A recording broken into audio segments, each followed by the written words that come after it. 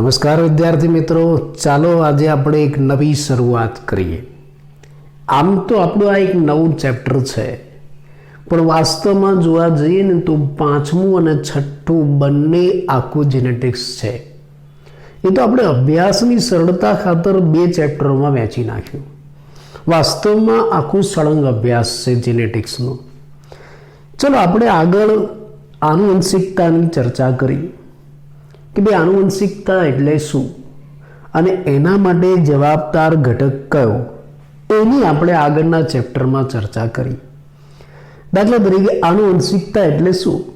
પિતૃના લક્ષણો સંતતિમાં ઉતરી આવવાની ઘટના એટલે આનુવંશિકતા।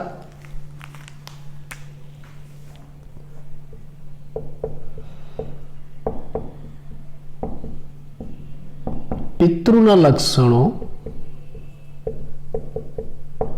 સંતતિમાં ઉતરી આવવાની ઘટના, આને આપણે શું કહીશું? આનુવંશિકતા। આ જે પેટર્ન છે, પિતૃના લક્ષણો સંતતિમાં ઉતરી આવવાની જે પેટર્ન છે પેઢી દર પેઢી, એને શું કહેવાય છે? આનુવંશિકતા। અને એ આનુવંશિકતા માટે જવાબદાર શું? આપણો પહેલો પ્રશ્ન હતો। દેખાય છે બરાબર?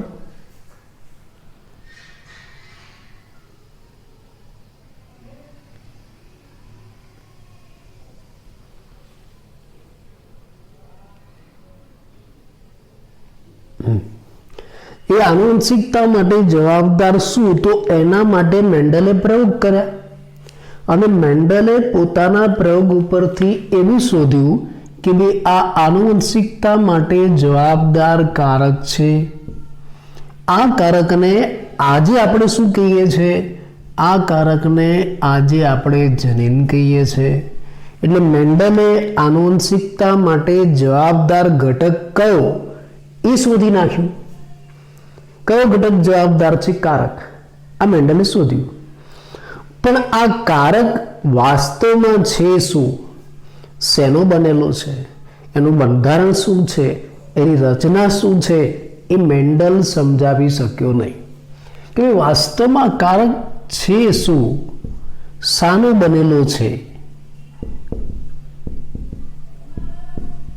શેનો બનેલો છે, એનું બંધારણ શું છે, આ બધી સ્પષ્ટતા મેન્ડલ કરી શક્યો નહીં। એટલે ત્યાર પછી ઘણા બધા વૈજ્ઞાનિકોએ ટ્રાય કરી કે ભાઈ આ કારક શું છે, શેનો બનેલો, એ શોધવા માટે, એ સમજવા માટે પ્રયત્ન કર્યો, પણ સફળતા મળી નહીં। સેંકડો વર્ષો પછી, સદીઓ પછી, 100 વર્ષો પછી ખબર પડી કે ભાઈ આ જે આનુવંશિક દ્રવ્ય મેન્ડલ જેને કારક કહેતો હતો, મેન્ડલ જે કલ્પના કરતો હતો જનીનની, એ જનીન વાસ્તવમાં શું છે? સેંકડો વર્ષો પછી ખબર પડી કે આ જનીન વાસ્તવમાં ન્યુક્લિક એસિડ છે। આ કેવી રીતે શોધાવી આપણે આગળ વાત કરીશું, પણ આ જનીન વાસ્તવમાં ન્યુક્લિક એસિડ છે। અને જે જૈવિક તંત્ર છે, સજીવો છે, એની અંદર બે પ્રકારના ન્યુક્લિક એસિડ જોવા મળે છે। બરાબર દેખાય છે તમને? હું જોઈ લો એકવાર। જૈવિક તંત્રમાં બે પ્રકારના ન્યુક્લિક એસિડ જોવા મળે છે, સમજાય છે ને? બરાબર। કયા બે પ્રકારના ન્યુક્લિક એસિડ જોવા મળે છે? એક તો ડીએનએ અને બીજું છે આરએનએ। એમાં મોટા ભાગના સજીવો, લગભગ બધા જ સજીવોમાં જનીન દ્રવ્ય તરીકે શું હોય છે? ડીએનએ હોય છે।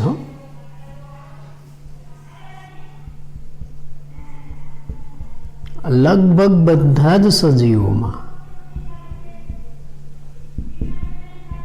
જનીન દ્રવ્ય તરીકે ડીએનએ જ હોય છે। ખાલી એક અપવાદ છે, વાયરસ।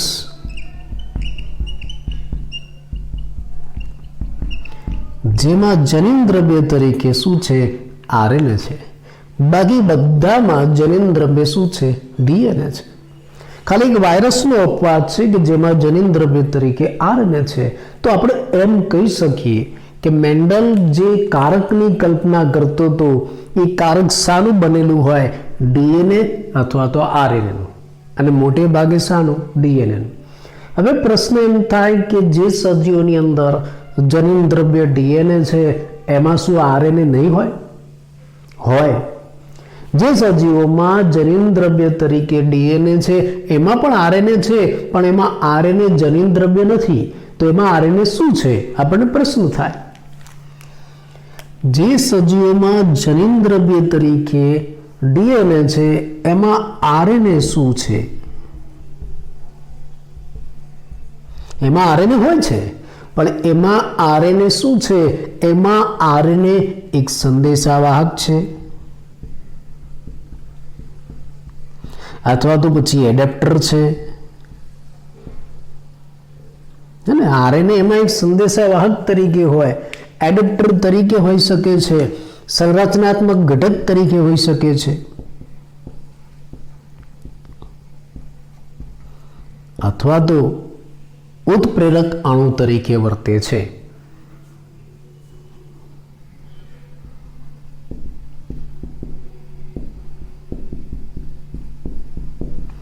બરાબર.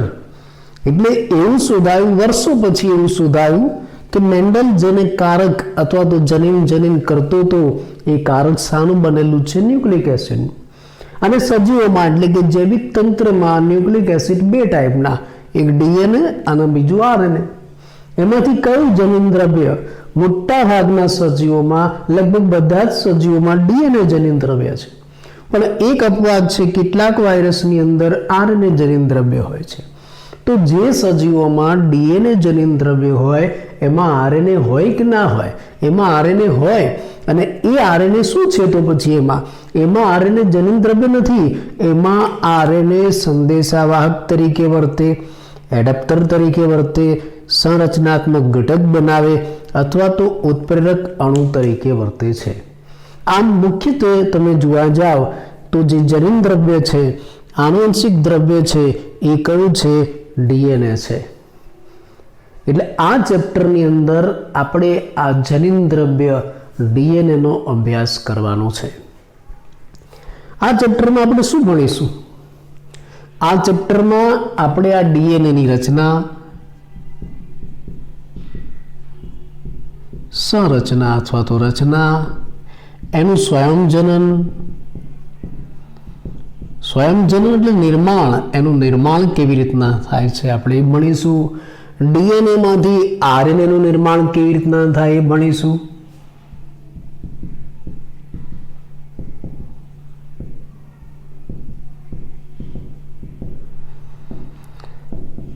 ડીએનએ માંથી આરએનએ નું નિર્માણ કેવી રીતના થાય છે એ ભણીશું. એમાંથી જે મેસેન્જર આરએનએ છે, ડીએનએ માંથી જે આરએનએ બને છે એમાં જે મેસેન્જર આરએનએ છે એ મેસેન્જર આરએનએ ઉપર પ્રોટીનમાં રહેલા એમિનો એસિડ હોય છે. આ મેસેન્જર આરએનએ એ પ્રોટીન બંધારણ નક્કી કરે છે.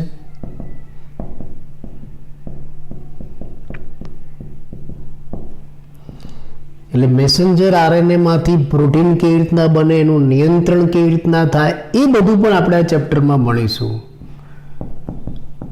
પ્રોટીનનું નિર્માણ, પ્રોટીન બંધારણનું નિયંત્રણ, પ્રોટીન નિર્માણનું નિયંત્રણ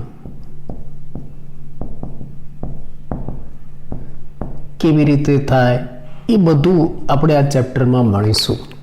એટલે આ ચેપ્ટરમાં આપણે શાનો અભ્યાસ કરવાનો છે? આ ચેપ્ટરની અંદર આપણે જે આનુવંશિક દ્રવ્ય, જનીન દ્રવ્ય ડીએનએ કહીએ છીએ એની રચના, એનું બંધારણ કેવું છે, એનું સ્વયંજનન, એનું નિર્માણ કેવી રીતના થાય છે, એમાંથી જુદા જુદા આરએનએ કેવી રીતના બને છે, અને એમાં એક ખાસ જે મેસેન્જર આરએનએ છે પ્રોટીન કેવી રીતના બનાવશે, અને પ્રોટીન નિર્માણનું નિયંત્રણ કેવી રીતના થશે, આપણે આ બધું ભણીશું.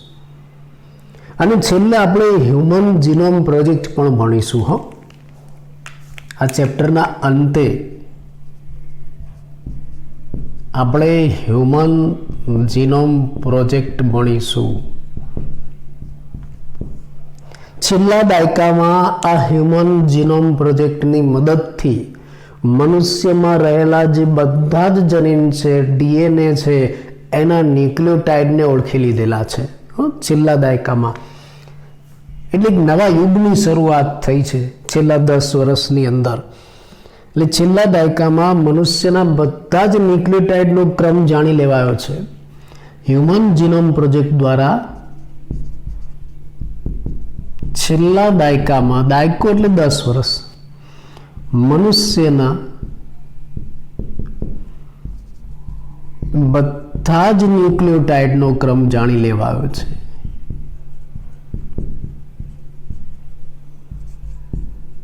જાણી શકાયો છે. હ્યુમન જીનોમ પ્રોજેક્ટનો પણ આ ચેપ્ટરમાં આપણે છેલ્લે અભ્યાસ કરીશું. આ હ્યુમન જીનોમ પ્રોજેક્ટ દ્વારા છેલ્લા દાયકાની અંદર આપણે મનુષ્યમાં રહેલા જે જનીનો છે એ જનીનોના બધા જ ન્યુક્લિયોટાઇડનો ક્રમ આપણે જાણી લીધો છે. અને આ રીતે જીનેટિક્સમાં એક નવા યુગની શરૂઆત થઈ છે. જીનોમિક્સમાં નવા યુગની શરૂઆત થઈ આ હ્યુમન જીનોમ પ્રોજેક્ટ દ્વારા. એટલે આપણે આ રીતે આ ચેપ્ટરમાં પ્રવેશ કરીશું. સૌથી પહેલા આપણે ડીએનએની રચનાની વાત કરીશું. એમ કહેવાય કે જૈવિક તંત્રમાં સૌથી રસપ્રદ અને ઇન્ટરેસ્ટિંગ અણુ જો હોય, રહસ્યમય પણ કહી શકાય, તો એ ડીએનએ છે.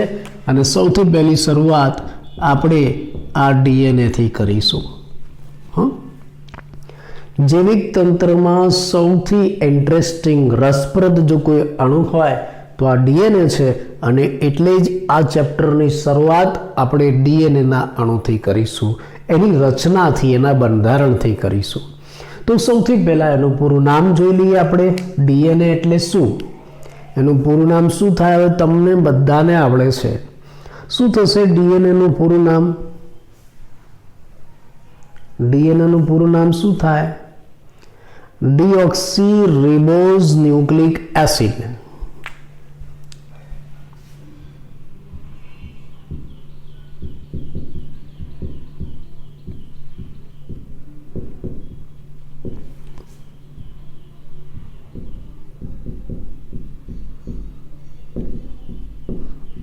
આ ડીએનએ નું પૂર્ણ નામ છે deoxy ribose nucleic acid. DNA નું પૂરું નામ લગભગ બધાને આવડે છે. અને આ ડીએનએ શું છે? આ ડીએનએ એક પોલિમર છે.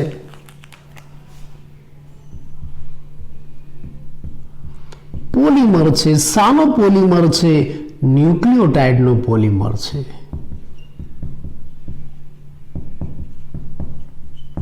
ડીએનએ શું છે? એક પોલિમર છે. અને શાનો પોલિમર છે? ન્યુક્લિયોટાઇડનો પોલિમર છે. એટલે એને પોલીન્યુક્લિયોટાઇડ શૃંખલા કહેવાય છે.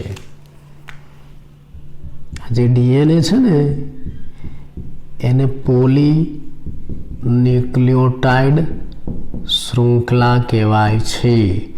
કેમ કે ડીએનએ એ પોલિમર છે. શાનો પોલિમર છે?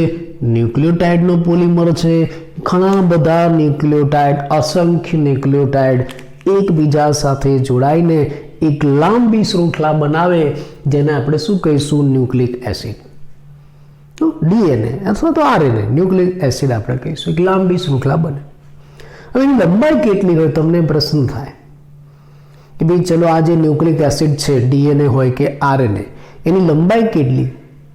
તો આ ડીએનએ હોય કે આરએનએ વાસ્તવમાં શું છે? પોલિમર છે. શાનું પોલિમર છે? ન્યુક્લિયોટાઇડ. એક લાંબી પોલીન્યુક્લિયોટાઇડ શૃંખલા. તો એની લંબાઈ કેટલી? એની લંબાઈ તમે કેવી રીતના જાણી શકો? ન્યુક્લિયોટાઇડની સંખ્યા ઉપરથી. એ વાસ્તવમાં શું છે? તો ન્યુક્લિયોટાઇડનો પોલિમર. ઘણા બધા ન્યુક્લિયોટાઇડ એકબીજા સાથે જોડાઈને જે લાંબી શૃંખલા બનાવે એ ન્યુક્લિક એસિડ. એ ન્યુક્લિક એસિડ અથવા તો પોલીન્યુક્લિયોટાઇડ જે લાંબી શૃંખલા બનાવે, એની લંબાઈ કેટલી તમારે જાણવું હોય તો એની લંબાઈ તમે કેવી રીતના નક્કી કરી શકો? ન્યુક્લિયોટાઇડની સંખ્યા ઉપરથી. તમારે માની લો કે જે આ ડીએનએ અથવા તો આરએનએ છે, ડીએનએ અથવા તો આરએનએ, જેને આપણે ન્યુક્લિક એસિડ કહીએ છીએ. ચલો પહેલા સામાન્ય વાત કરી લો. આ ડીએનએ અથવા તો આરએનએ, જેને આપણે ન્યુક્લિક એસિડ કહીએ છીએ, એ ન્યુક્લિક એસિડ વાસ્તવમાં શું છે? એ ન્યુક્લિક એસિડ વાસ્તવમાં પોલિમર છે. એ ન્યુક્લિક એસિડ વાસ્તવમાં શાનો પોલિમર છે? ન્યુક્લિયોટાઇડનો. અને તમારે હવે આ પોલિમરની લંબાઈ જાણવી છે કે ભાઈ પોલિમર કેટલો લાંબો છે, એની શૃંખલા કેટલી લાંબી છે. તો તમે કેવી રીતનાની લંબાઈ નક્કી કરી શકો છો? ન્યુક્લિયોટાઇડની સંખ્યા ઉપરથી. અથવા તો પછી એ જે ન્યુક્લિયોટાઇડ પોલીન્યુક્લિયોટાઇડ શૃંખલા છે એમાં રહેલ નાઇટ્રોજન બેઝની સંખ્યા ઉપરથી. બે રીતે, ન્યુક્લિયોટાઇડની સંખ્યા ઉપરથી અથવા નાઇટ્રોજન બેઝની સંખ્યા ઉપરથી. એના બંધારણમાં રહેલ નાઇટ્રોજન બેઝની સંખ્યા ઉપરથી તમને કોઈ ડીએનએ આપેલો છે તો તમે એની લંબાઈ શોધી શકો છો. એટલે આપણે આનુવંશિક દ્રવ્ય ડીએનએની વાત કરવાની છે. સૌથી પહેલી શરૂઆત આ એક ઇન્ટરેસ્ટિંગ અણુથી કરીશું, અને ઇન્ટરેસ્ટિંગ અણુ છે ડીએનએ. ડીએનએ વાસ્તવમાં શું છે? એક પોલિમર છે. શાનો બનેલો? ન્યુક્લિયોટાઇડનો. બીજા શબ્દમાં કહીએ તો પોલીન્યુક્લિયોટાઇડ શૃંખલા છે. એમાં ન્યુક્લિયોટાઇડના ઘણા બધા અણુઓ જોડાયેલા છે ને લાંબી શૃંખલા બનાવે. પણ એની લંબાઈ કેટલી તમારે જાણવી હોય તો કેવી રીતના જાણી શકો? ન્યુક્લિયોટાઇડની સંખ્યા ઉપરથી, અથવા તો એના બંધારણમાં રહેલ નાઇટ્રોજન બેઝની સંખ્યા ઉપરથી. દાખલા તરીકે આપણે કેટલાક ઉદાહરણ લઈએ, કેટલીક લંબાઈ માપીએ ઉદાહરણમાં. ચલો આપણે ઉદાહરણ લઈએ કેટલાક વાયરસ બેક્ટેરિયાનું. બેક્ટેરિયોફેજ વાયરસની આપણે વાત કરીએ.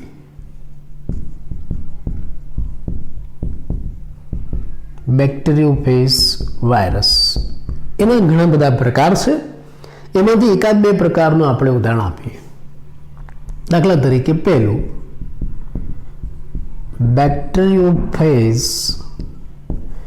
5x174. આ બેક્ટેરિયોફેજ વાયરસનું નામ છે એની પ્રજાતિ અને સિમ્બોલ સાથે. બેક્ટેરિયોફેજ 5x174 નામનું જે વાયરસ છે એમાં ડીએનએની લંબાઈ કેટલી? એમાં ડીએનએની લંબાઈ 5386 ન્યુક્લિયોટાઇડ જેટલી છે. 5386 ન્યુક્લિયોટાઇડ જેટલી છે.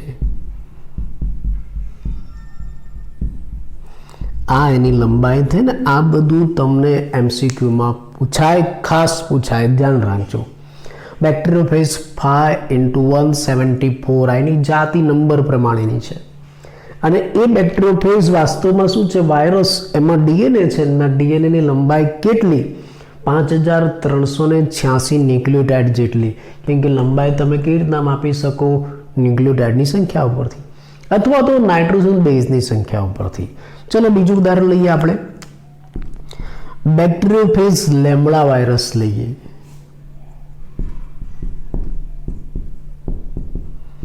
બેક્ટેરિયોફેજ લેમ્બડા વાયરસ છે.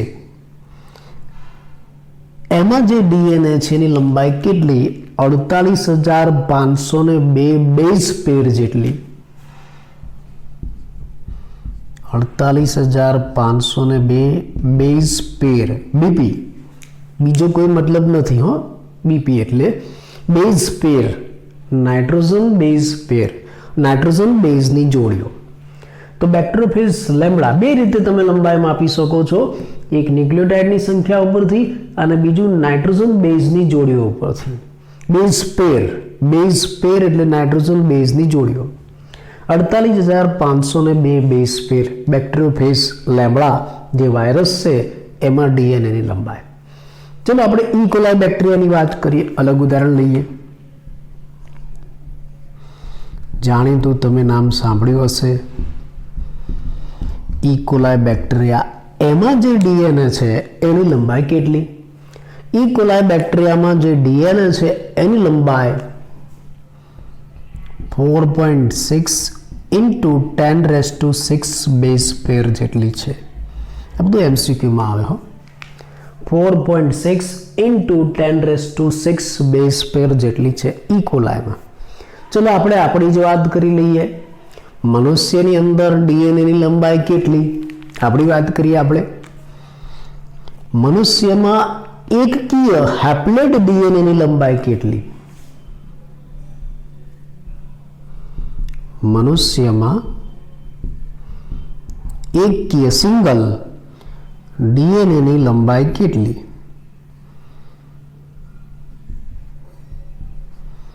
મનુષ્યમાં એકકીય હેપ્લોઇડ સિંગલ ડીએનએની લંબાઈ કેટલી?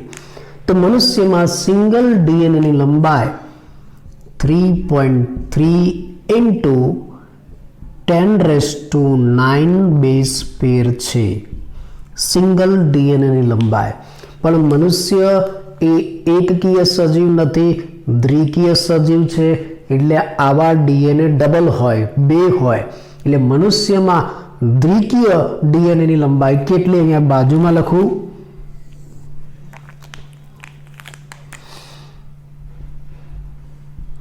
મનુષ્યમાં દ્વિકીય ડીએનએની લંબાઈ કેટલી? આની ડબલ. 2 ઇન્ટુ 2 ગુણ્યા 3.3 ઇન્ટુ 10⁹ બેઝ પેર. આને ડબલ કરવાના છે. શું થશે? ગુણ્યા 2. 6.6 ઇન્ટુ 10⁹ બેઝ પેર થશે. આ મનુષ્ય જે દ્વિકીય સજીવ છે એમાં દ્વિકીય ડીએનએની લંબાઈ કેટલી થશે? 6.6 ઇન્ટુ 10⁹ બેઝ પેર જેટલી થાય. સમજાયું? તો આ રીતે ડીએનએ શું છે આપણે એનું એક નામ આપ્યું કે ભાઈ ડીએનએનું પૂર્ણ નામ, આખું નામ ડીઓક્સી રિબોસ ન્યુક્લિક એસિડ. અને આ ડીએનએ વાસ્તવમાં એક પોલિમર છે. શાનું પોલિમર છે? ન્યુક્લિયોટાઇડનું. એટલે એને પોલીન્યુક્લિયોટાઇડ શૃંખલા કહેવાય. અને આ શૃંખલાની લંબાઈ કેટલી તમારે જાણવું હોય તો તમે ન્યુક્લિયોટાઇડની સંખ્યા ઉપરથી અથવા તો નાઇટ્રોજન બેઝની જોડીઓ ઉપરથી જાણી શકો. આપણે એના ઉદાહરણ આપ્યા જે તમારા માટે ખૂબ જ અગત્યના છે. એમસીક્યુમાં ખાસ પૂછાઈ શકે છે નીટમાં અથવા તો બોર્ડની પરીક્ષામાં. બેક્ટેરિયોફેજ 5 × 74 એમાં કેટલી લંબાઈ છે ડીએનએની? 5386 ન્યુક્લિયોટાઇડ્સ. યાદ રાખજો ન્યુક્લિયોટાઇડ્સ. બેક્ટેરિયોફેજ લેમ્બડા વાયરસ એમાં 48502 બેઝ પેર. બાકી બધા બેઝ પેર છે. આ એકમાં જ ન્યુક્લિયોટાઇડ છે. ઈ કોલાઈ બેક્ટેરિયામાં 4.6 ઇન્ટુ 10⁶ બેઝ પેર. મનુષ્યમાં એકકીય હેપ્લોઇડ ડીએનએની લંબાઈ કેટલી છે? 3.3 ઇન્ટુ 10⁹ બેઝ પેર. અને એટલે જ દ્વિકીય ડીએનએની લંબાઈ કેટલી થાય? 6.6 ઇન્ટુ 10⁹ બેઝ પેર. જોડકા સ્વરૂપે પણ તમને એમસીક્યુમાં પૂછાય. આ તો ડીએનએનો પરિચય આપ્યો, એની લંબાઈ શોધી. હવે આપણે એના બંધારણની વાત કરીએ કે ભાઈ ડીએનએના બંધારણમાં શું હોય. ચલો આપણે ચકાસીએ. આજે લાંબી પોલીન્યુક્લિયોટાઇડ શૃંખલા છે એ કેવી રીતે બને? આપણે એની ચકાસણી કરીએ.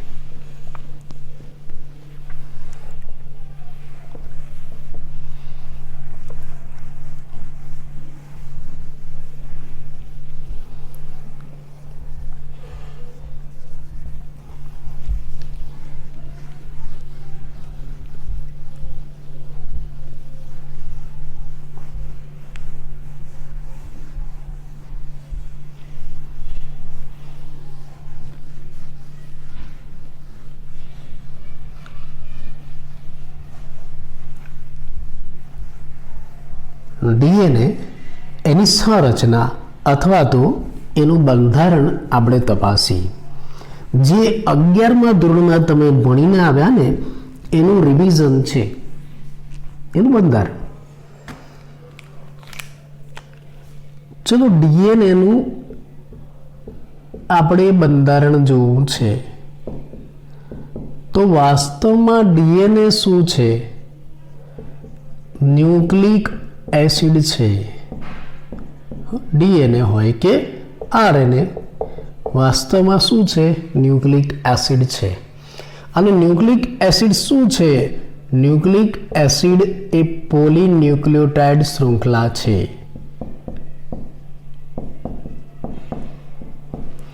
ન્યુક્લિક એસિડ એ પોલીન્યુક્લિયોટાઇડ શૃંખલા છે, એક પોલિમર છે.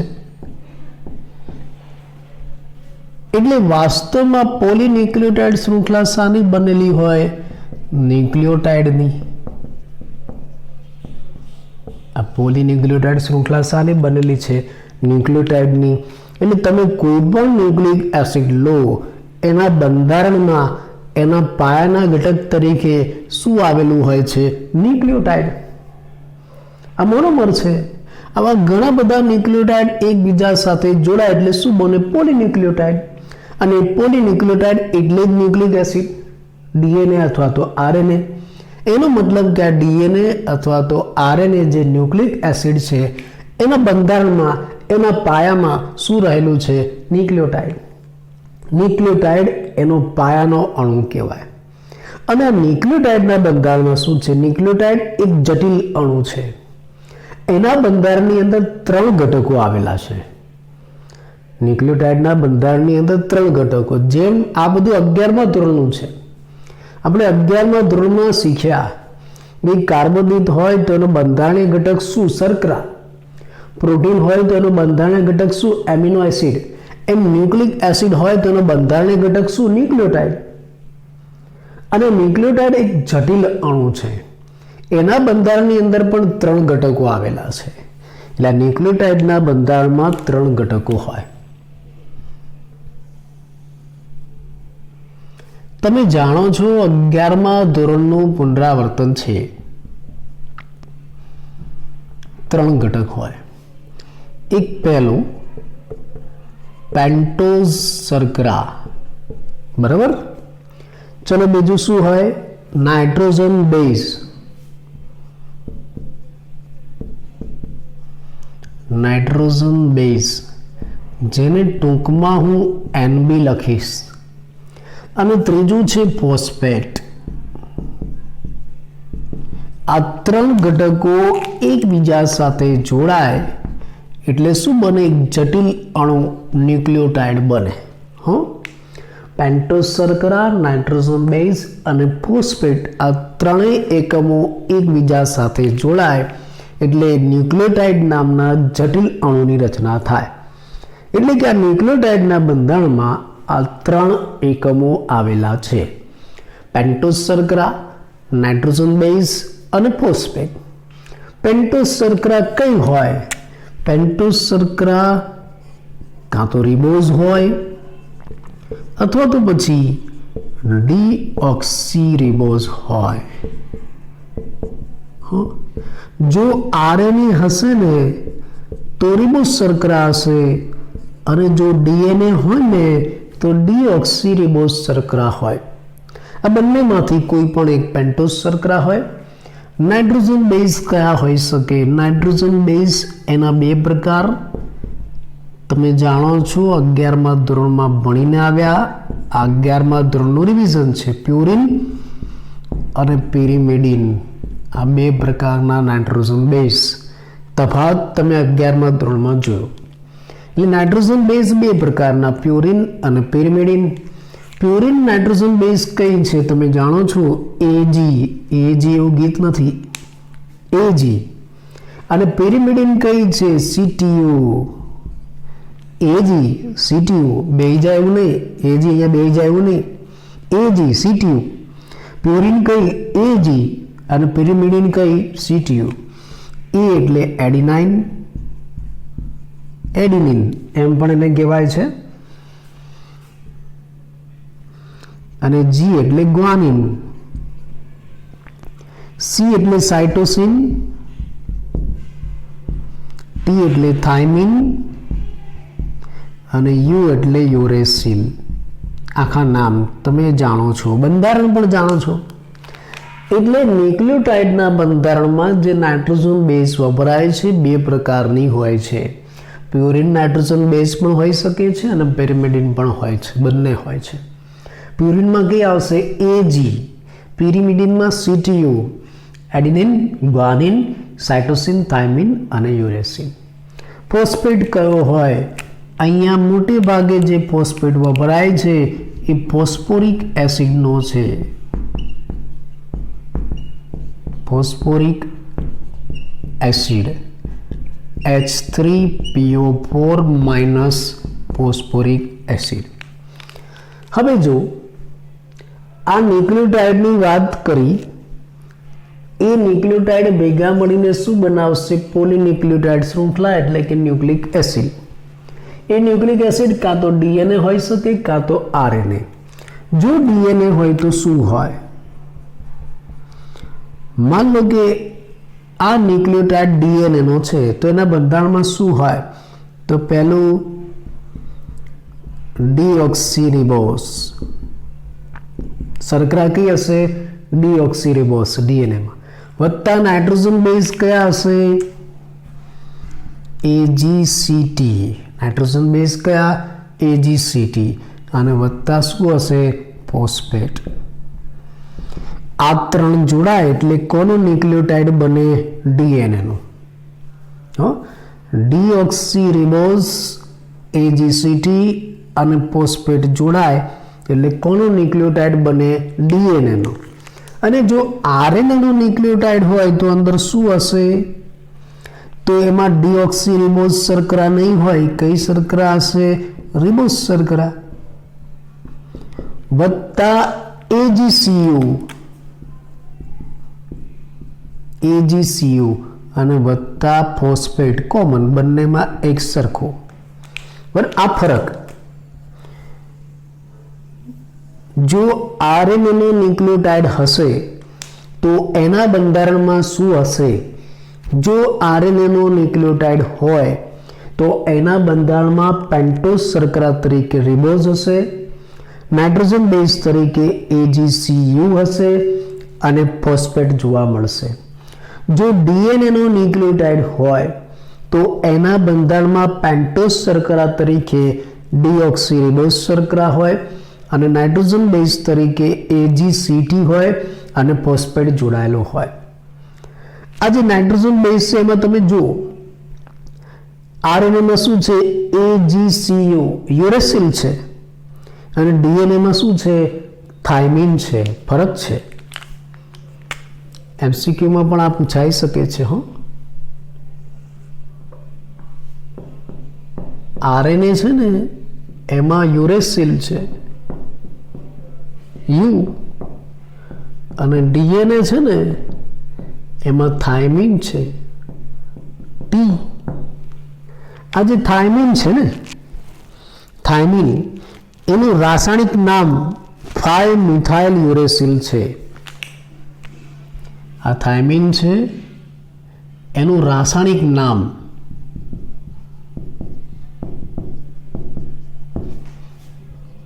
5-મિથાઇલ યુરેસિલ છે.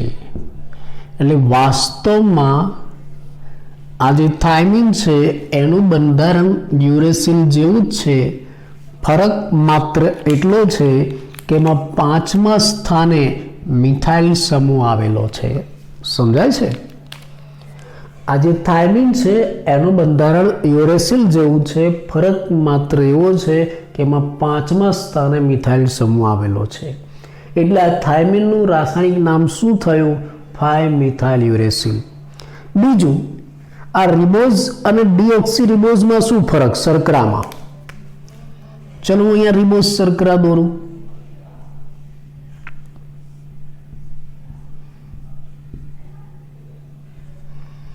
અને પછી ડીઓક્સીરિબોઝ શર્કરા દોરું. ચલો રિબોઝ શર્કરા. કેટલા કાર્બન? 5 કાર્બન. 1, 2, 3, 4 ને 5. શું આવશે? જો 11મા ધોરણમાં તમે ભણીને આવ્યા, OH પહેલા નંબર ઉપર, બીજા નંબર ઉપર HOH, ત્રીજામાં HOH, ચોથામાં H, પાંચમામાં CH2OH. આ મેં જે દોરીને એ રિબોઝ શર્કરા છે, યાદ રાખજો આ રિબોઝ છે, રિબોઝ શર્કરા. તમને DNA અને RNA બંધારણમાં જે તફાવત છે એની હું થોડી વાત કરું છું. એક તો જો RNA હશે તો એના બંધારણમાં નાઇટ્રોજન બેઝ કઈ હશે? AGC અને U. DNA હશે તો AGC અને T. જો બંનેમાં AGC કોમન છે, બદલાય છે શું? RNAમાં યુરેસિલ હોય અને DNAમાં થાઇમિન હોય. આ યુરેસિલ અને થાઇમિનમાં શું તફાવત મેં એ પણ તમને બતાવ્યો કે ભાઈ વાસ્તવમાં થાઇમિન શું છે? આ થાઇમિન યુરેસિલમાંથી જ બનેલું છે. આ થાઇમિન એટલે 5 મિથાઇલ યુરેસિલ. એમ તમે જુઓ કે ભાઈ RNAમાં કઈ પેન્ટોઝ શર્કરા વપરાય છે? રિબોઝ. અને DNAમાં ડીઓક્સીરિબોઝ. તો આ રિબોઝ અને ડીઓક્સીરિબોઝમાં શું ફરક? હવે હું તમને એ બતાવું છું. ચલો આપણે જોઈએ એમાં બંનેમાં શું ફરક છે.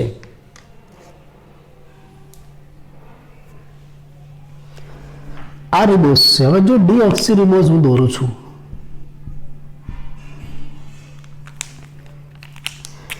આ 1 2 3 4 ને 5 કાર્બન, બરાબર. જો પહેલા નંબર ઉપર OH, બીજા નંબર ઉપર ધ્યાન રાખજો HH, ત્રીજા નંબર ઉપર HOH, પાંચમા નંબર ઉપર H, છઠ્ઠા ઉપર CH2OH. જો શું ફરક છે આ રિબોઝ અને આ ડીઓક્સીરિબોઝ?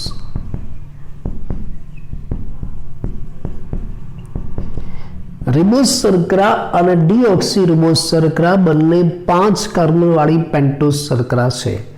રિબોઝ શર્કરામાં બીજા નંબર ઉપર તમે જુઓ OH સમૂહ આવેલો છે, જ્યારે ડીઓક્સીરિબોઝમાં બીજા નંબર ઉપર તમે જુઓ H આવેલો છે, OH નહીં. એટલે આમાંથી એક ઓક્સિજન ઓછો થયો એટલે નામ શું આપ્યું? ડીઓક્સીરિબોઝ. આટલો ફરક, બરાબર. આ DNA અને RNA બંને ન્યુક્લિક એસિડ છે, બંને ન્યુક્લિયોટાઇડના પોલિમર છે. એટલે બંનેના પાયાના બંધારણમાં ન્યુક્લિયોટાઇડ હોય, પણ બંનેના ન્યુક્લિયોટાઇડમાં શું ફરક મેં અહીંયા લખ્યો?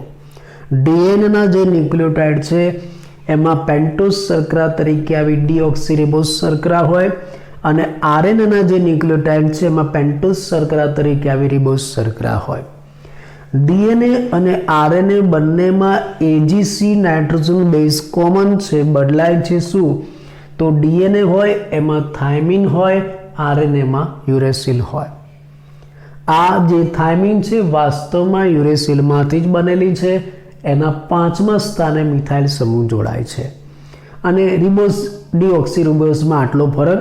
જો રિબોઝ હશે તો અહીંયા OH હશે વધારે, અહીંયા H જ હોય છે. આટલો ફરક, બરાબર.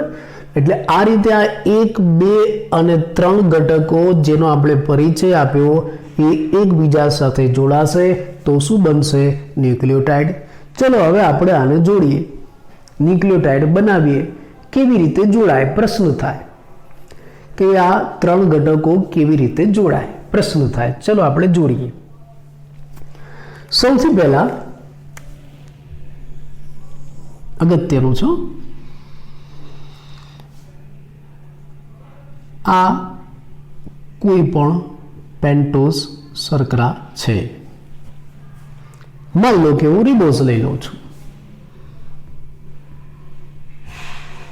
5 કાર્બન, 1 2 3 4 અને 5 pentose શર્કરા. OH, H, HOH, HOH, H અને 5મા સ્થાનમાં CH2OH. તમને એમ થાય કે સાહેબ આ કેવી રીતે લખે છે? તો 11મું ધોરણ યાદ કરી લેજો, એમાં મેં તમને આ બધું શીખવાડેલું છે. હવે આ જે પેન્ટોઝ શર્કરા છે એના પહેલા નંબરના કાર્બન ઉપર નાઇટ્રોજન બેઝ સૌથી પહેલા જોડાય. આપણે આ 3ને જોડવા છે, આપણે ન્યુક્લિયોટાઇડ બનાવવું છે. કેવી રીતના બનશે?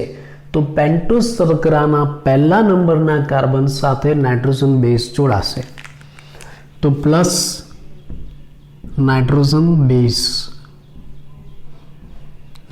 બેઝને હું આવા આકારમાં બતાવું છું. આને મારે આની સાથે જોડવો છે. આ નાઇટ્રોજન બેઝ આ પેન્ટોઝ શર્કરા સાથે જોડાશે. આ પેન્ટોઝ શર્કરા કયા કાર્બને જોડાશે? આ પહેલા નંબરના કાર્બન. પહેલા નંબરના કાર્બન ઉપર જે OH રહેલો છે ને એ OH ના સ્થાને આ નાઇટ્રોજન બેઝ આવીને જોડાશે. કયા બંધથી ખબર છે? ગ્લાયકોસિડિક બંધથી.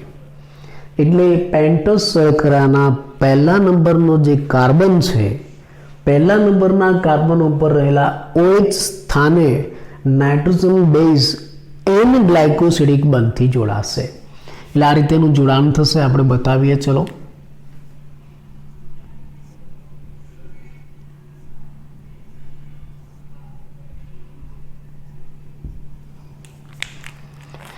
પેન્ટોઝ શર્કરા કાર્બન નંબર આપી દઉં 1 2 3 4 અને અહીંયા 5. ચલો, પહેલા નંબર ઉપર જે OH છે એ OH સાથે શું જોડાશે? નાઇટ્રોજન બેઝ જોડાશે. આ રીતે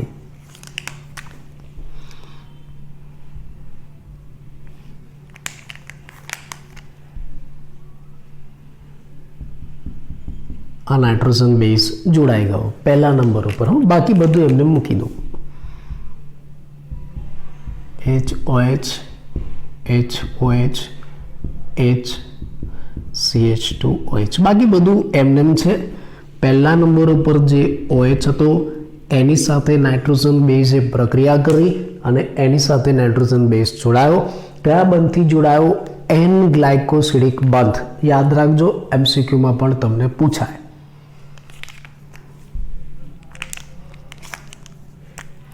અહીંયા જે બંધ રચાયો છે એ એન ગ્લાયકોસિડિક બંધ છે.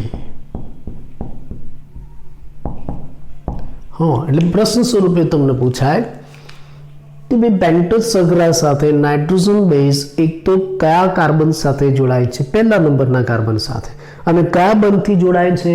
એન ગ્લાયકોસિડિક બંધથી જોડાય છે. આવા પ્રશ્ન નીટમાં ઘણી જગ્યાએ પૂછાયેલા છે. MCQમાં બોર્ડની પરીક્ષામાં પણ પૂછાય. ચલો, આપણે આ પેન્ટોઝ શર્કરા સાથે સૌથી પહેલા નાઇટ્રોજન બેઝને જોડ્યો. આપણે ન્યુક્લિયોટાઇડ બનાવવાનું છે. આ જે રચના બનીને પેન્ટોઝ શર્કરા પ્લસ નાઇટ્રોજન બેઝ, એને ન્યુક્લિયોસાઇડ કહેવાય. પેન્ટોઝ શર્કરા પ્લસ નાઇટ્રોજન બેઝ, આ જે આખી રચના બની એને ન્યુક્લિયોસાઇડ કહેવાય છે. યાદ રાખજો હો. આ બે અણુઓ જોડાવાથી જે રચના બની એને ન્યુક્લિયોસાઇડ કહેવાય છે. અને આ ન્યુક્લિયોસાઇડનું નામકરણ કયા પ્રકારના નાઇટ્રોજન બેઝ કઈ શર્કરા સાથે જોડાય છે એના આધારે પડે છે. આ નાઇટ્રોજન બેઝ કયો એના આધારે આ ન્યુક્લિયોસાઇડનું નામ પડશે. આપણે એનું નામકરણ કરીએ હો. નાઇટ્રોજન બેઝ અને શર્કરાના આધારે કયા પ્રકારના નાઇટ્રોજન બેઝ કઈ શર્કરા સાથે જોડાય છે એના આધારે આ ન્યુક્લિયોસાઇડનું નામ પડે. હું તમને ઉદાહરણ આપું એટલે ખ્યાલ આવશે. પરીક્ષામાં પૂછાય છે. ચલો, નાઇટ્રોજન બેઝ કઈ છે આપણી પાસે? Nitrogen base AgCtu. આ 5 જોડાઈ શકે છે. A G C T અને U. આ એડિનિન કહેવાય, આ ગ્વાનિન કહેવાય, આ સાઇટોસિન કહેવાય, આ થાઇમિન કહેવાય અને આ યુરેસિલ કહેવાય. બરાબર. આવી કોઈ પણ નાઇટ્રોજન બેઝ આ પેન્ટોઝ શર્કરા સાથે જોડાઈ શકે છે અને એના આધારે એનું નામકરણ થશે. ચલો, પેન્ટોઝ શર્કરા કહીએ એમાં પણ બે ઓપ્શન, રિબોઝ શર્કરા હોઈ શકે આ પેન્ટોઝ, અથવા તો પછી ડીઓક્સીરિબોઝ પણ હોઈ શકે.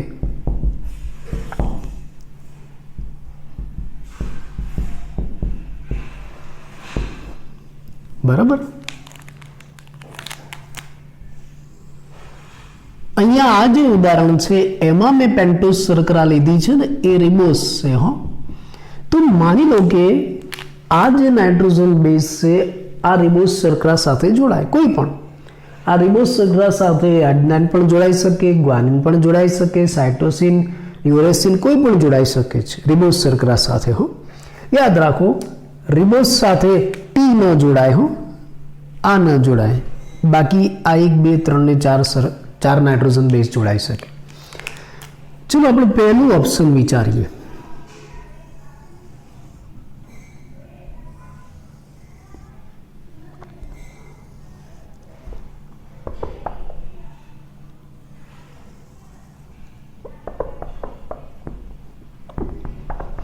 પહેલું ઓપ્શન વિચારીએ.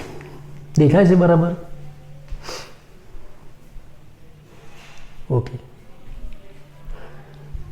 ચલો આ રિબોઝ શર્કરા સાથે આ એડિનિન જોડાય છે. આ રિબોઝ શર્કરા સાથે આ એડિનિન જોડાયો તો ન્યુક્લિયોસાઇડ બન્યો. પેન્ટોઝ શર્કરા પ્લસ નાઇટ્રોજન બેઝ શું બને? ન્યુક્લિયોસાઇડ. જે ન્યુક્લિયોસાઇડ બને એનું નામ શું પડશે ખબર છે તમને? આ રિબોઝ શર્કરા સાથે આ એડિનિન જોડાયો તો જે ન્યુક્લિયોસાઇડ બન્યો એનું નામ પડશે એડિનોસાઇન. એનું નામ શું થશે? એડિનોસાઇન. એડિનોસાઇન આવું નામ થશે. સમજાયું? રિબોઝ શર્કરા સાથે એડિનિન નામનો નાઇટ્રોજન બેઝ જોડાય અને એનાથી જે ન્યુક્લિયોસાઇડ બને એ ન્યુક્લિયોસાઇડનું નામ શું પડશે? એડિનોસાઇન. આ ન્યુક્લિયોસાઇડને આપણે નામ આપીએ છીએ. એવી જ રીતે આ રિબોઝ શર્કરા સાથે માન લો કે ગ્વાનિન જોડાય તો એનું નામ શું પડશે ખબર છે? ગ્વાનોસાઇન. ગ્વાનોસાઇન. સમજાય છે? ચલો હવે આ રિબોઝ શર્કરા સાથે સાઇટોસિન જોડાય છે. અહીંયા જે નાઇટ્રોજન બેઝ જોડાય સાઇટોસિન છે તો એ ન્યુક્લિયોસાઇડનું નામ શું પડશે? ઘણા કે એડિનોસાઇન, ગ્વાનોસાઇન, સાઇટોસાઇન, એવું નહીં, સાઇટિડીન. અહીંયા નામ શું પડશે? સાઇટિડીન. એક વસ્તુ તમને કહી દઉં, જો પ્યુરિન નાઇટ્રોજન બેઝ હોય ને તો પાછળ પ્રત્યય સાઇન લાગશે અને પેરિમિડિન નાઇટ્રોજન બેઝ હોય ને તો પાછળ પ્રત્યય ડીન લાગશે. સમજાયું? જો પ્યુરિન નાઇટ્રોજન બેઝ હોય તો પાછળ પ્રત્યય સાઇન લાગશે, પિરિમિડિન હોય તો પાછળ પ્રત્યય ડીન લાગશે. એટલે એડિનિન હતું તો નામ શું પડ્યું? એડિનોસાઇન. ગ્વાનિન હતું તો નામ શું પડ્યું? ગ્વાનોસાઇન. પાછળ સાઇન કરવાની.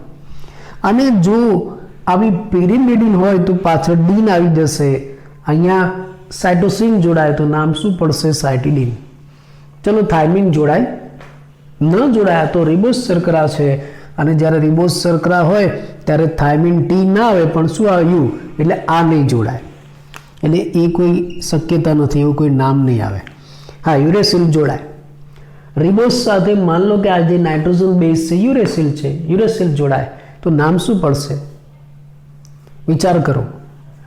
યુરેસિલ એટલે પિરિમિડિન તો નામ શું પડશે? યુરિડિન. એનું નામ પડશે યુરિડિન. સમજાયું? એટલે આપણે અહીંયા પેન્ટોઝ શર્કરા લીધી. પેન્ટોઝ શર્કરાના પહેલા નંબરના કાર્બન સાથે નાઇટ્રોજન બેઝ જોડાયો. બંને જોડાઈને જે અણુ બન્યો એને ન્યુક્લિયોસાઇડ કહેવાય. આ પેન્ટોઝ શર્કરા આપણે રિબોઝ લીધી છે અને રિબોઝ સાથે આપણે નાઇટ્રોજન બેઝ જોડવા છે. રિબોઝ સાથે 4 નાઇટ્રોજન બેઝ જોડાય. કયા? A, G, C અને U. માન લો કે E જોડાય, રિબોઝ સાથે A જોડાય, એડિનિન જોડાય તો જે ન્યુક્લિયોસાઇડ બને એનું નામ શું થશે? પેન્ટોઝ શર્કરા પ્લસ નાઇટ્રોજન બેઝ જોડાઈને જે અણુ બન્યો એને શું કહેવાય? ન્યુક્લિયોસાઇડ.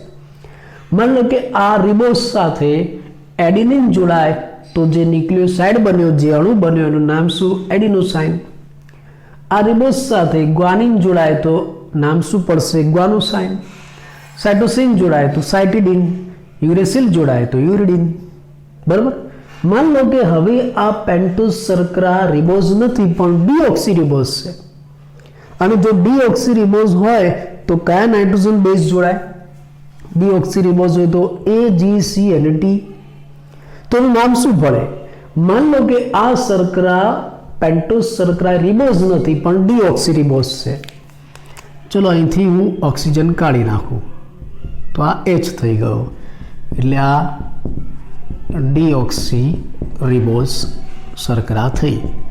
તો હવે આ ડીઓક્સીરિબોઝ શર્કરા છે અને એની સાથે પહેલા નંબરના કાર્બન ઉપર નાઇટ્રોજન બેઝ જોડાય એટલે ન્યુક્લિયોસાઇડ બને. એ ન્યુક્લિયોસાઇડ અણુનું નામ શું? मान लो कि एडेनिन जोड़ाए तेનું નામ શું થશે? હવે રિબોઝ શર્કરા નથી, કઈ છે? ડીઓક્સીરિબોઝ શર્કરા છે અને એની સાથે એडेनिन જોડાય છે તો નામ શું થશે? Deoxy adenosine. ખાલી એટલું જ આગળ લગાવવાનું છે, ડીઓક્સી એડિનોસાઇન આવું થશે. ચલો ગ્વાનિન જોડાય તો डीऑक्सीग्वानोसाइन.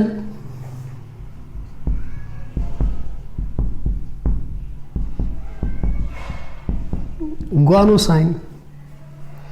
साइटोसिन जोड़ाए तो डीऑक्सीसाइटिडीन.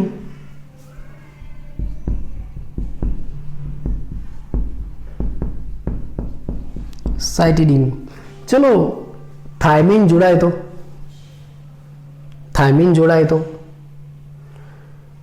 ડીઓક્સીથાઇમિડીન. અથવા તો થાઇમિડીન એવું પણ કહેવાય છે. ડીઓક્સીથાઇમિડીન. યુરેસિલ જોડાય. આ ડીઓક્સીરિબોઝ શર્કરા છે. ડીઓક્સીરિબોઝ શર્કરા ડીએનએ માં હોય અને એમાં ટી હોય, યુ ના હોય, યુરેસિલ ન જોડાય એટલે એવો કોઈ ન્યુક્લિયોસાઇડ નહીં મળે. સમજાયું? તો આપણે પહેલું સ્ટેપ જોયું, આપણે ન્યુક્લિયોટાઇડ બનાવવાનું છે. એ ન્યુક્લિયોટાઇડ બનાવવા માટે આપણે પહેલું સ્ટેપ જોયું કે ભાઈ સૌથી પહેલાં પેન્ટોઝ શર્કરા છે એ નાઇટ્રોજન બેઝ સાથે જોડાય પહેલા નંબરના કાર્બનથી, અને કયા બંધથી? એન ગ્લાયકોસિડિક બંધથી. એટલે શું બને? ન્યુક્લિયોસાઇડ બને. આ ન્યુક્લિયોસાઇડ કેવો બનશે એનો આધાર કયા નાઇટ્રોજન બેઝ જોડાય છે એના ઉપર છે. मान लो कि આપણે જે પેન્ટોઝ શર્કરા લીધી રિબોઝ શર્કરા, તો એની સાથે 4 પ્રકારના નાઇટ્રોજન બેઝ જોડાય, AgC અને U. T ન જોડાય તો એના નામ શું પડશે? જો A જોડાય તો એડિનોસાઇન, G જોડાય તો ગ્વાનોસાઇન, C જોડાય તો સાઇટિડીન, U જોડાય તો યુરિડીન. એમાં T ના આવે. मान लो कि આ જે રિબોઝ શર્કરા છે ડીઓક્સીરિબોઝ શર્કરા છે અને એમાંથી આપણે આવો ન્યુક્લિયોસાઇડ બનાવવો છે તો એની સાથે 4 પ્રકારના નાઇટ્રોજન બેઝ જોડાય, કા? AgC અને T. मान लो कि ડીઓક્સીરિબોઝ શર્કરા છે એમાં પહેલા નંબરના કાર્બન ઉપર ગ્લાયકોસિડિક બંધથી એડિનિન જોડાયો તો નામ શું પડ્યું? Deoxy adenosine. मान लो कि ગ્વાનિન જોડાય તો ડીઓક્સીગ્વાનોસાઇન. સાઇટોસિન જોડાય તો ડીઓક્સીસાઇટિડીન. ડીઓક્સી શબ્દ આગળ વાપરવાનો. થાઇમિન જોડાય તો ડીઓક્સીથાઇમિડીન અથવા તો થાઇમિડીન એવું પણ એને કહેવાશે. તો આ રીતે આપણે શું બનાવ્યું? આ રીતે આપણે બે અણુને જોડ્યા. કયા બે અણુને? પેન્ટોઝ શર્કરા અને નાઇટ્રોજન બેઝ. હવે આપણે ફોસ્ફેટ અણુને જોડવો છે. ફોસ્ફેટ અણુ ક્યાં જોડાશે? આ શર્કરાના 5મા નંબરના કાર્બન સાથે જોડાશે. ફોસ્ફેટ અણુ આ શર્કરાના 5મા નંબરના કાર્બન સાથે જોડાશે. કયા બંધથી? એસ્ટર બંધથી. હો, 5મા નંબરના કાર્બન સાથે એસ્ટર બંધથી જોડાશે. એટલે અહીંયા આપણે આ ફોસ્ફેટને જોડવો છે. હો,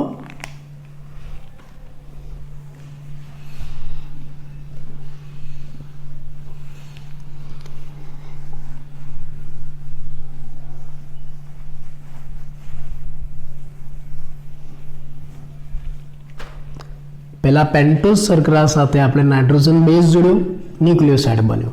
હવે ન્યુક્લિયોસાઇડ સાથે આપણે કોને જોડીશું? ફોસ્ફેટને. બરાબર, અહીંયા જોડીએ. આ ન્યુક્લિયોસાઇડ તૈયાર થયો ને એની સાથે આપણે કોને જોડીશું? ફોસ્ફેટને, H3PO4. ક્યાં જોડાશે? 5મા નંબરના કાર્બન સાથે. 5મા નંબરના કાર્બન ઉપર આ જે OH રહેલો છે ને એની સાથે બંધ રચાશે. કયો બંધ રચાશે ખબર છે? ફોસ્ફોએસ્ટર બંધ. આ રીતે હું આકૃતિમાં બતાવું.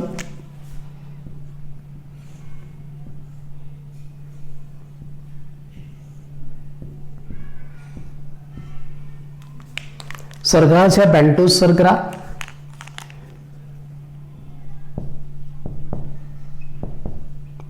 मान लो कि आ पेंटोज शर्करा कोई पण छे, रिबोस આપણે ઉધારી લઈએ. પહેલા નંબર ઉપર આપણે નાઇટ્રોજન બેઝ જોડી દીધો. હો, આ રીતે આપણે નાઇટ્રોજન બેઝ જોડી દીધો. કયા બંધથી? N ગ્લાયકોસિડિક બંધથી.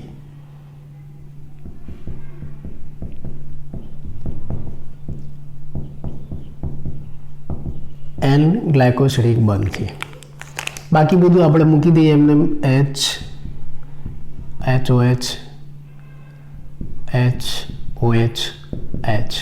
5મા નંબર ઉપર શું છે? CH2OH. CH2OH.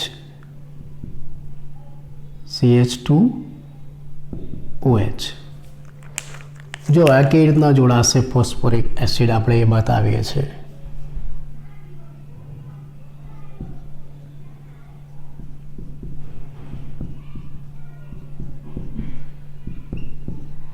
આ ફોસ્ફોરિક એસિડ આને આપણે આની સાથે જોડવો છે. આ ફોસ્ફોરિક એસિડને આ જે ન્યુક્લિયોસાઇડ બનેલો છે એમાં પેન્ટોઝ શર્કરાના 5મા કાર્બન સાથે જોડવો છે. અહીંથી જોડાશે. આ રીતે પ્રક્રિયા થશે. આના OH, 5મા નંબરના OH અને ફોસ્ફોરિક એસિડના OH વચ્ચે પ્રક્રિયા થશે અને H2O બહાર નીકળી જશે. એટલે બાકી શું રહેશે આપણે નીચેની આકૃતિમાં બતાવીએ. ચલો,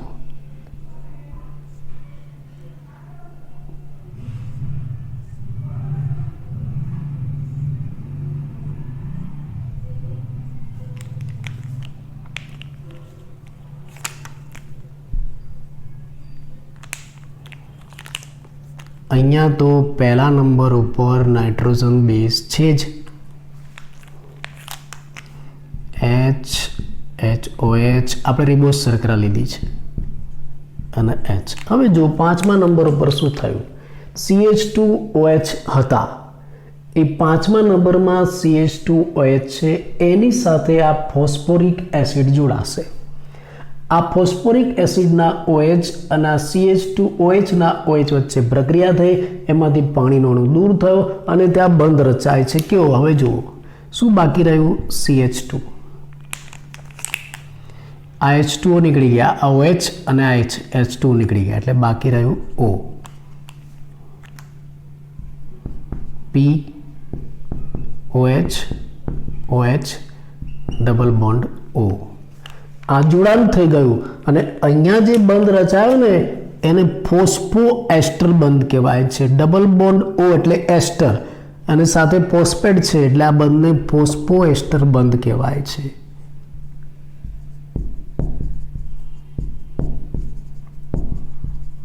પ્રશ્ન સ્વરૂપે પણ પૂછાય કે ભાઈ ન્યુક્લિયોટાઇડના બંધારણમાં 5મા નંબર ઉપર ફોસ્ફેટ કયા બંધથી જોડાય છે? ફોસ્ફોએસ્ટર બંધથી. અને પહેલા નંબર ઉપર નાઇટ્રોજન બેઝ કયા બંધથી જોડાય છે? ગ્લાયકોસિડિક બંધથી.